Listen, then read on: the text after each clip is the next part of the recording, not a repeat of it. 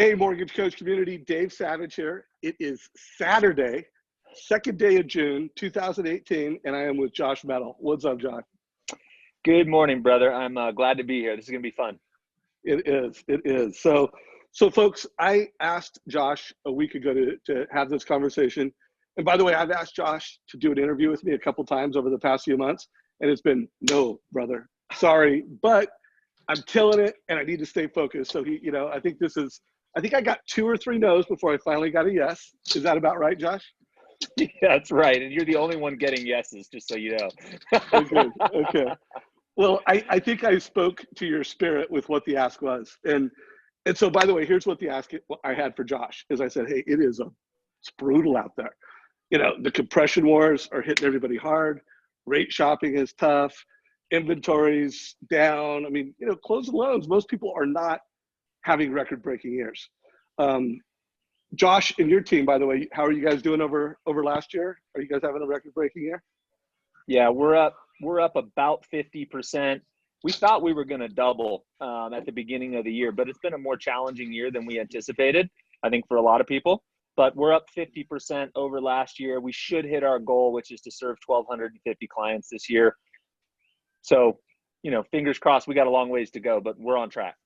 So everybody, by the way, this is a branch killing it. And part of what makes Josh's branch kill it is, one, their practices around prospecting, how process driven they are, how consistent they are. And then part of what drives that prospecting, both the fact that they do it consistently and 2, how effective they are, is this gratitude practice that they have. And I just come from this place where I don't think enough loan officers are as grateful as they should be for the opportunity that we have. And I don't think enough loan officers are prospecting as much as they should be. So Josh, I throw it to you. I want everybody to come from this, hopefully they'll, 1, prospect more, and 2, they will come at it and they will show up in a state of grace, state of gratitude at a higher level. So leadership to the community, please. Yeah, so let's kick off with kind of our practice around gratitude. And, this came about a couple of years ago, maybe 3 or 4 years ago, when I was going kind of through a rough growth period with my team. We were going from 300 loans a year to 500 loans a year to 600 loans a year. And those are kind of, at least for us, it was tumultuous to grow the team inside the organization that we were in. And there were a lot of nights where I couldn't get myself to sleep, kind of like that anxiety, stress at night that wouldn't let me turn down. And I'm sure it was through a coaching session or something, or a book or something. And I just started to get this practice of, there's 173 things that I could be stressed out about right now. But if I just took a moment and go, I'm in my bed, my wife is next to me, my children are 2 rooms over, the alarm's on, we live in Holiday, Utah, like the safest place on God's green earth. The temperature is perfectly air conditioned. I have water that is the perfect degree filtered.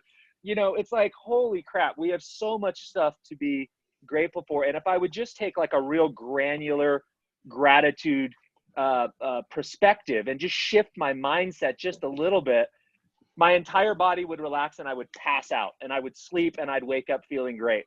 And so I first of all, I had to consciously do that, because you kind of feel like a weirdo at first. You're like, man, this is kind of weird. But once you made yourself mind shift, you're like, this is really great. Like, I feel my body is doing so much better. So that's kind of where it started. And then Coach Bill Hart mentioned to me one time, there was a realtor out of Arizona that did a team gratitude meeting every morning.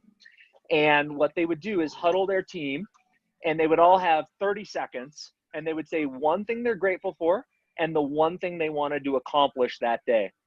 And I thought that was brilliant. So we picked that up.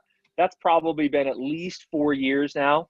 And we've done it literally every morning since. The first day I landed at Fairway was a terrible, because I hadn't prepared correctly in terms of the environment, and I hadn't gotten our furniture there. We're literally computers on printer boxes and just cardboard for boxes. It was shambles. And the only thing our team knew to do was to huddle in the middle of this filthy renovated, because we just finished renovating that weekend. The cleaners hadn't even showed up to do the post cleanup. The only thing we knew how to do was to gather and talk about what we were grateful for. And it was like game on, all this chaos, all this uncertainty, all this craziness. And as a team, we can come together and be grateful and say, what's the next logical step? We're grateful. Where's the next step? We're grateful. Where's the next step? Let's keep plodding forward. So anyways, that's a ritual that we still do to today.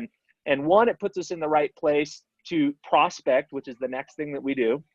And two, it is for you team leaders out there, it's incredibly insightful as to what's going on with your teammates' lives, because they start telling you, like Dave, after your son wins the lacrosse state championship tonight, you would go into your Monday gratitude meeting and you would say, what's the one thing? I'm so grateful that my boy scored the winning goal. And you build this depth in relationships by sharing gratitude with one another. So it's been a phenomenal practice for us. Well, let's not put that kind of pressure on my boy. And my hope is that his team plays a game that they're proud of. And it'd be great if that turns up as a win. But if they play a game that they're proud of, I'll be happy. So let's break this down. So one, I want to make sure people realize you prospect every day, right? What time from what time do you prospect every day? It's 8:30 to 10:30. And during those hours, automatically our phone systems, it's not a manual deal. Automatically our phone systems transfer our phones over to our secretary who answers our phones. The best practice in the branch is for the loan officers to call forward their cell phones to their office phones, and then the office phones automatically transfer to the secretary. What we're trying to do is push back against the universe and say, no, this is my time. And we stay out of our inboxes. We try to stay in our outboxes for email. We're working through our CRM. We're prospecting clients that need to be followed up on, new leads that have come in, realtors that we need to touch, touching clients on annual loan reviews. It's, green activity. Those are people that we would not have touched that day if we wouldn't have created the intentional time block to do it. And oftentimes, we've been so busy in the last couple of months. I'll put my head up at 10:30. I'll look over to my right-hand man and I'll go, Sam, I got like another 2 hours. Can I go another 2 hours? He's like, yeah, man, I got the email. Go. And we'll blow another 2 to 4 hours. But it's 2 hours minimum, 5 days a week. Oftentimes our guys will go 3 to 4 if they can make it happen. Okay, so everybody listen to this. First of all, if you prospect from 9:30 or 8:30 to 10:30. You will have more to feel gratitude about. So that's a good habit. And then how long is this gratitude thing taking place? How many people are huddled up? Is it a standing meeting? Are you sitting at a table? Describe it to us. That's a great question. I think virtually every meeting should be a standing meeting because meetings are too long when you start to sit down. So like 70% of the meetings that we have are standing meetings. But the gratitude meeting is a standing meeting. We have a big bullpen area where kind of all the LOAs are at and all the loan officer rooms are around it. Everybody comes out and we've got 20 licensed LOs now. And on average, we'll have 15 people in a gratitude meeting. Some days it's 10, sometimes it's 5, some days it's 20. Sometimes ops comes up and it's 30. Sometimes we have visitors in the branch and we make them come in.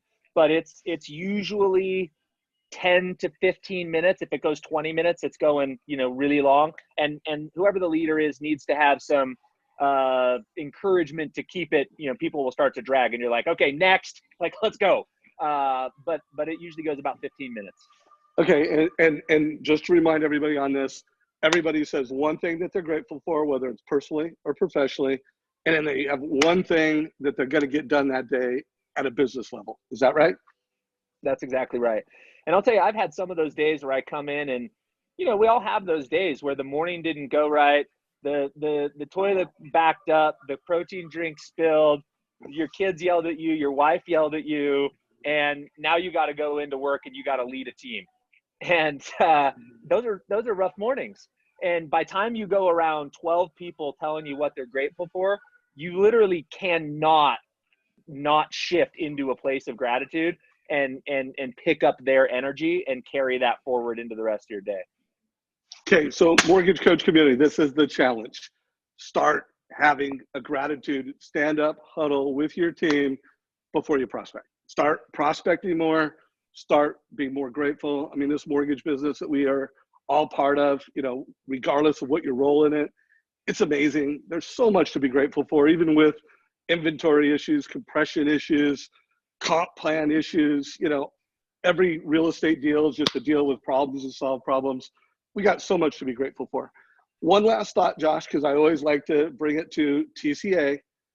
What percentage of your loan officers provide TCA, and how often do you guys bring a total cost analysis to the families that you serve? 100%. Our loan officer assistants are trained to build those. We don't even have any type of non-total cost analysis tool to send out. So it's I mean, I guess somebody could jerry rig one out of Encompass, but we don't. It's not even known to us. It's 100% TCA. In fact, I've got, like, literally as soon as we hang up, there's a client that texts me and she wants some numbers revised, and I'm going to be poolside with my family. I'll fire up the mobile device. I'll change 2 little numbers in the mobile device. I'll retext her the TCA, and we'll be off and rolling. But try doing that from an LE or a good faith, you know, any type of other estimate than the mortgage coach tool. So, by the way, guys, how lucky are we that literally you could pull up your mobile device, log in, and in less than 1 minute of total time, you can update a pre-approval and rock it out for a client. So, and by the way, if you give every client a total cost analysis, you'll have more to be grateful for. So, Josh, thank you for taking time on a Saturday to bring this value to the community. I couldn't be more grateful that you are a leader in this community, and for the friendship, brother. Hey, and I'm grateful to be in the community. Thanks for having me, brother. And I hope you have a great weekend. And I hope your son does have that game that you're hoping for.